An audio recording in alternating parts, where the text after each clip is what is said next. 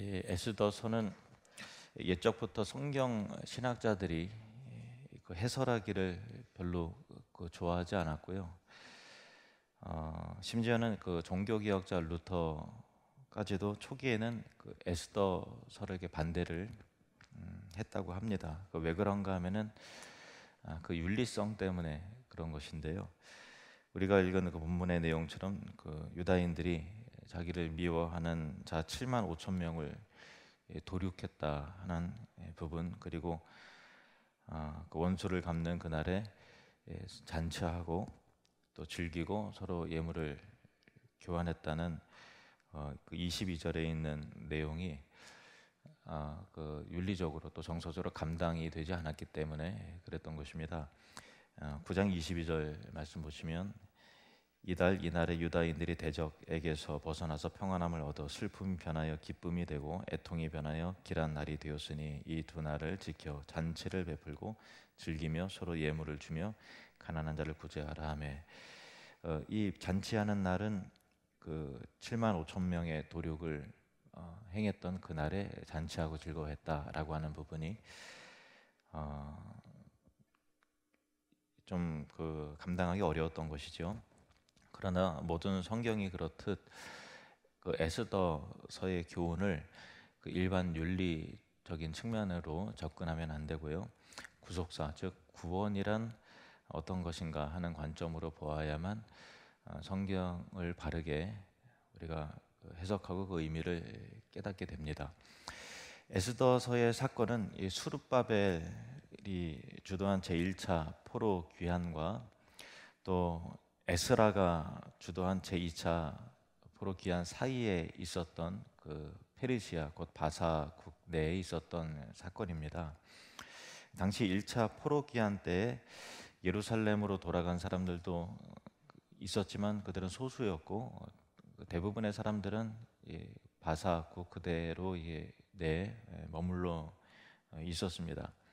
그때 사탄은 아하수에로 왕의 다음 2인자의 자리에 오른 유다인의 대적자 아각 사람 하만을 들어서 그의 눈에 가시 같은 모르드게와 그의 동족 온 유다인을 진멸하려는 음모를 진행시켜 나가는 것입니다.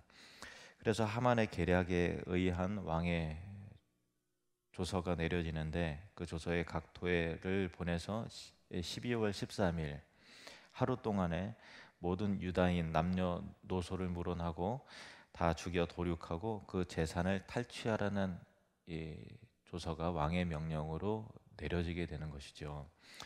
이 사건은 그 에스라가 주도한 제2차 귀환 전에 있었던 일이기 때문에 만약 이때 온 바사 내에 유다인들이 죽었다면 예루살렘으로의 2차 귀환, 3차 귀환도 없었을 것이고, 또 바사의 지배하에 있는 예루살렘의 유다인들도 무사치 못했을 것이며, 유다인의 전멸은 유다의 후손으로 오실 예수 그리스도를 통한 하나님의 구원 계획은 큰 위기에 직면하게 되는 것이며, 그러면 저와 여러분의 구원도 사실상 결코 이루어질 수 없는 그 상황이었던 것입니다. 유다인의 운명은 풍전등화와도 같았고, 특별히 모르드게를 목매달기 위해서 하만이 자기 뜰에 50규빗이나 되는 높은 나무가 세워졌습니다.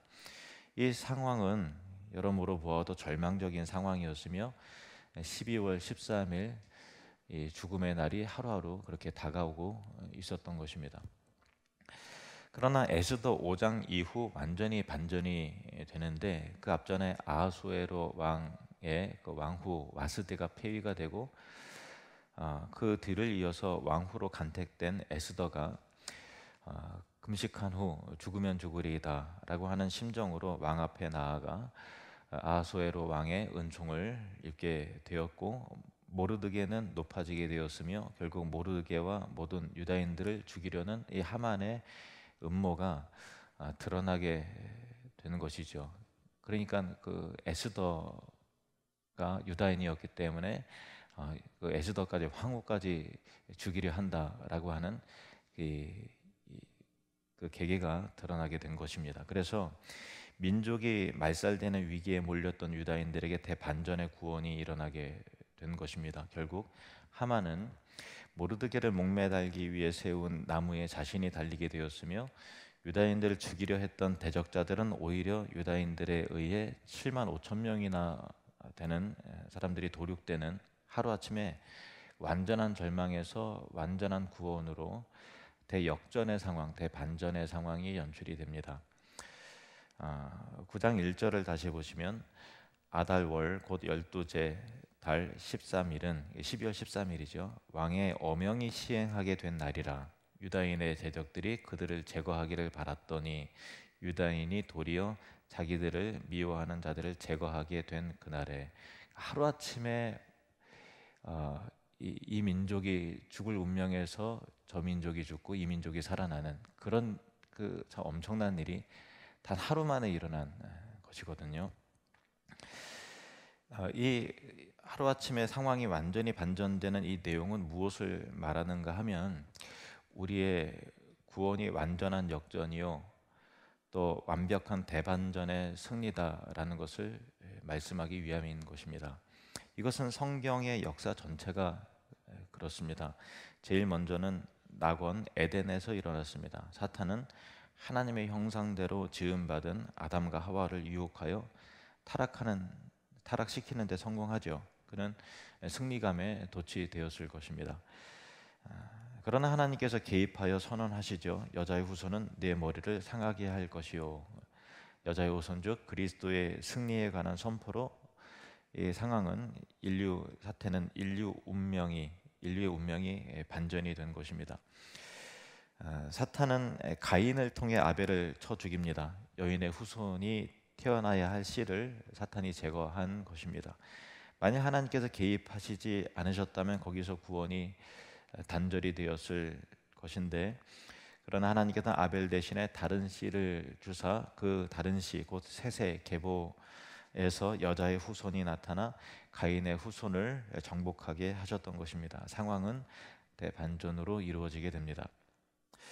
그리고 에스더서의 오늘 본문도 마찬가지입니다. 성경의 넓은 문맥을 통해서 유다인들이 그들의 대적 하만과 그의 추종자들을 죽이고 도륙하는 것은 단순히 한 민족이 한 민족을 죽였다라고 하는 그런 측면이 아니라 뱀의 후손과 여자의 후손이라고 하는 두 줄기 사이에 치열한 적대감이요 또 두 진영 간의 영적 싸움의 일환으로 보아야 하는 것이죠.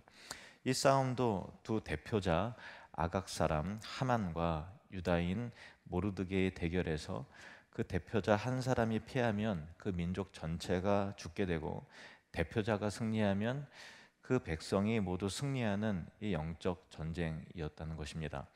이 대표성의 원리는 성경 곳곳에 나오는데, 다윗과 골리앗의 싸움도 마찬가지죠. 블레셋 장수 골리앗이 외칩니다. 너희 중에 한 사람을 내게로 보내라.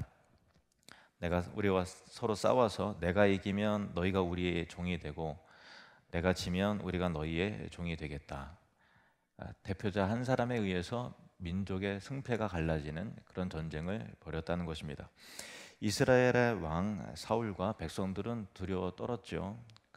사울은 이스라엘의 대표자가 왕이지만 진정한 대표자가 아니었다라는 것입니다. 그런데 다윗이 나타나 만군의 여호와의 이름으로 나아가 승리합니다. 자기 이름으로 가는 것이 아니라 하나님의 이름으로 가는 것이죠. 하나님의 이름으로 나타난 대표자가 골리앗을 이겼을 때 그 대표성의 원리에 따라 온 이스라엘이 승리하여 나아가 블레셋을 쳐서 이기는 것입니다. 성경에 말하는 대표자의 승리, 그 승리로 말미암은 완전한 대반전의 승리는 예수 그리스도의 십자가와 부활을 통해서입니다. 대적자들은 그리스도를 십자가에 못 박고 그 큰 돌로 무덤을 막고 승리를 즐겼을 것입니다. 그러나 3일 만에 무덤에서 나오사 부활하신 예수님을 통해서 사태는 완전히 뒤집어지고 마는 것이죠. 그리스도는 승리하시고 사탄은 머리를 상하게 된 것입니다. 바사 왕국 내에서 벌어진 아각 사람 하만과 또 유다인 모르드게가 대결에서 결국 하루아침에 대반전으로 모르드게가 승리하여 모르드게는 높아져 왕의 다음이 되고 하만은 나무에 달리게 되자 온 유다인들은 그 승리를 자기의 것으로 삼아 자기들을 죽이려 했던 원수들을 도륙하는 내용이 오늘 본문인 것입니다. 9장 13절에서 16절 제가 다시 읽겠습니다. 에스더가 이르되 왕이 만일 좋게 여기시면 수산에 사는 유다인들이 내일도 오늘 조서대로 행하게 하시고 하만의 10 아들의 시체를 나무에 매달게 하소서 하니 왕이 그대로 행하기를 허락하고 조서를 수산에 내리니 하만의 10 아들의 시체가 매달리니라. 아달월 14일에도 수산에 있는 유다인이 모여 또 300명을 수산에서 도륙하되 그들의 재산에는 손을 대지 아니하였고 왕의 각 지방에 있는 다른 유다인들이 모여 스스로 생명을 보호하여 대적들에게서 벗어나며 자기들을 미워하는 자 7만 5천 명을 도륙하되 그들의 재산에는 손을 대지 아니하였더라. 이렇게 유다인들이 담대하게 원수를 쳐서 이길 수 있었던 이유는 그들의 대표자가 이미 승리했기 때문이라는 것입니다. 22절 말씀을 또 보시면 이달 이날에 유다인들이 대적에게서 벗어나서 평안함을 얻어 슬픔이 변하여 기쁨이 되고 애통이 변하여 길한 날이 되었으니 이 두 날을 지켜 잔치를 베풀고 즐기며 서로 예물을 주며 가난한 자를 구제하라 하매. 이처럼 유다인들이 기뻐하고 즐거워하고 잔치를 베풀고 서로 예물을 주고받으면서 가난한 자를 구제하는 이 풍성하고 진정한 자유와 또 넉넉한 삶을 즐길 수 있었던 이유는 대표자가 이미 이겼기 때문이라는 것입니다. 대표자의 승리는 곧 그들의 승리였습니다. 그리고 그들은 그 기쁨을 마음껏 누렸습니다. 우리가 살아가다 보면 영적인 위기, 삶의 위기를 만날 때가 있죠. 압박과 두려움과 불안함과 공포가 나를 엄습할 때가 있고 불안한 때가 하루하루 다가올 때가 있습니다. 절망의 늪에 빠져 스스로의 힘으로 도저히 나오기 힘들 때가 있습니다. 이제 모든 것이 다 끝난 것 같고 어떤 소망도 기대할 수 없을 상황이 펼쳐질 때가 있습니다. 그러나 우리의 대표자이신 그리스도께서 십자가와 부활로 우리의 원수 마귀를 쳐서 멸하셨고 그분께서 이긴 승리가 곧 우리의 승리이기 때문에 예수님께서 이렇게 말씀하셨음을 기억하시길 바랍니다. 요한복음 16장 33절 말씀 함께 읽겠습니다. 이것을 너희에게 이르는 것은 너희로 내 안에서 평안을 누리게 하려 함이라.